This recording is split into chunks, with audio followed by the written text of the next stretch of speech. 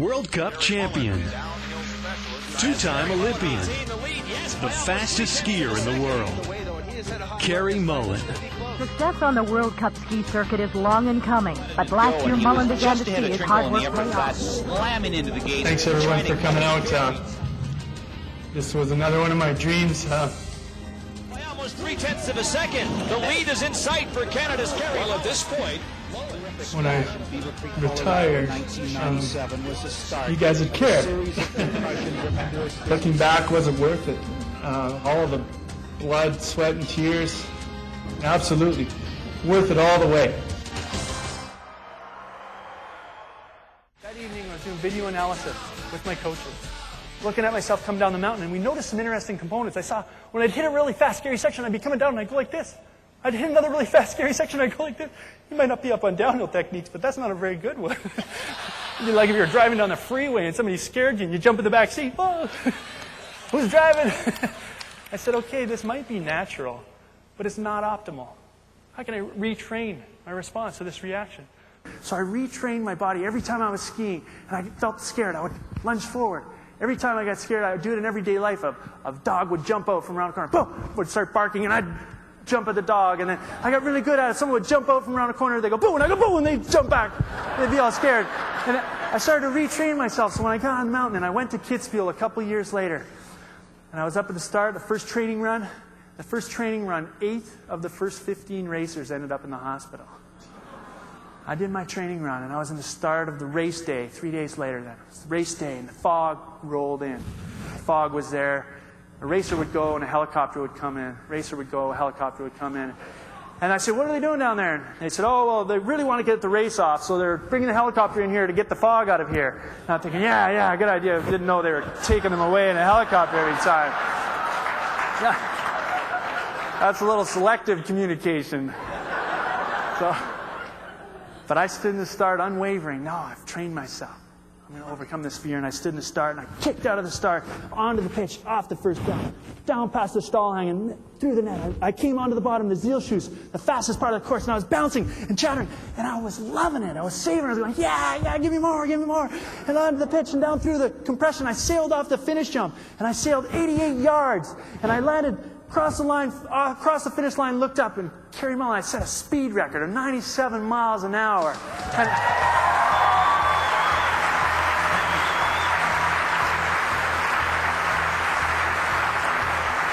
you. It felt so good to be able to lunge forward in the face of that fear, and that's what we need to do. I've sensed that when I'm trying to make a cold call or go into a meeting with a boss. But again, lunge forward, boom, train ourselves so that we're able to overcome and reach for that next level. That's what enables us to do it. When I set the speed record, ORF Austrian television was showing my run over and over in slow motion. They said, Cary Mullen just set the world downhill speed record of 151 kilometers an hour, 97 miles an hour. Here he is coming off the finish jump. He's got his hands behind his legs. What's he doing? Is he doing it on purpose? Is he out of control? Or is he just crazy? It's interesting to me when people don't know why we're doing something. Sometimes they think we're crazy.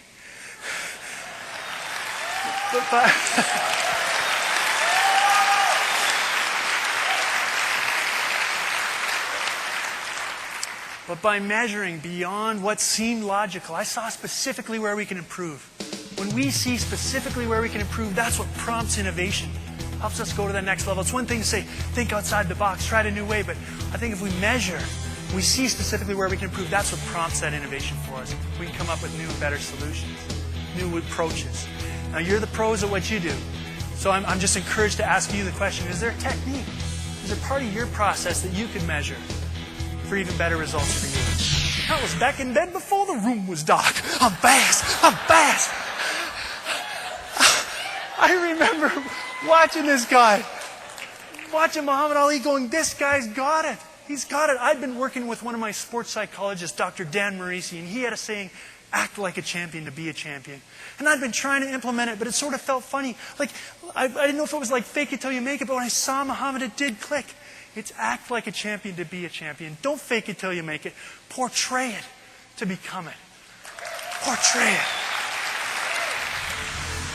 The quest for speed. That speed starts with a dream. And for me, it started when I was 6 years old. I remember standing at the top of Sunshine Village, a ski area near Banff, and I was lined up with my 6 ski league friends. 6 years old, and we say, ready, set, go, and we skate off down the pitch, and we go through the pitch and off the jump and through the compression. We'd go through a mogul patch, and we cross an imaginary finish line. And when we crossed it, we throw our hands up in the air. We go, yeah, I get to be Phil Mayer. My buddy get to be Steve Mayer. My other friend to be Ingemar Stenmark, the heroes of the day. We see it, and we start to believe it.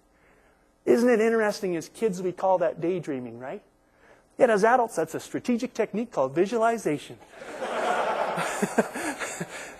It was so real, and I remember the dream alive. 2 years later, I was 8 years old, sitting in our living room. My parents walked in, and my dad said, hey, Kier, where are your old ski boots? And I said, well, they're down in the basement. He walked down to the basement, and I followed he and my mom down, and I said, well, what are you doing with my boots? They said, oh, we're going to give them to Justin down the way, because he's just learning how to ski. So that way he won't have to buy some boots. And I thought for a second. I said, well, do you think when Justin's done with them, we can get them back? My parents looked at me and they said, why care? They don't fit you anymore. And I said, well, someday the Hall of Fame's going to want my first ski boots. Well, by envisioning that dream together and pursuing it together, we were able to achieve it and have that group dynamic. I couldn't have done it by myself. It was a group victory, and it's something that I know is so tremendous about you as a group, coming together to help one another achieve and reach higher heights. I wish you the best of luck this year, reaching new finish lines, reaching new heights. As you go on your way, there's one last thing I want to share with you. It's something that I actually brought that my parents got back from Justin a couple of years later. We got my first boots back. There's so little. I'm really pleased to have this one here today, and I'm honored and humbled to share with you that I only have the one here today because the other one's now on display at the Canadian Olympic Hall of Fame. The Canadian Olympic Hall of Fame. Hall of Fame. Hall of Fame. The Canadian Olympic Hall of Fame.